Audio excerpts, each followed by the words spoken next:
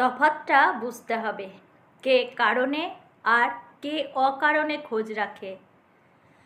তফাৎটা বুঝতে হবে, কে থাকার জন্য কাছে আছে আর কে ছেড়ে যাওয়ার অছিলা খোঁজে।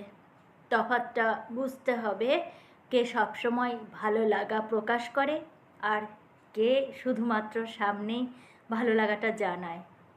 তফাৎটা বুঝতে হবে, কে সত্যিকারের উৎসাহিত করছে আর কে ব্যঙ্গের সুরে উৎসাহিত করার ভান করছে।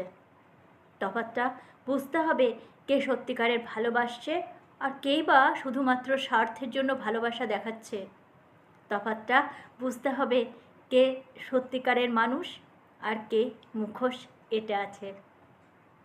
তফাৎটা বুঝতে শিখলেই নিজের চারপাশটায় ভিড় কমে যাবে, কিন্তু যে কজন থেকে যাবে তাতেই জীবন আনন্দোচ্ছল হয়ে উঠবে।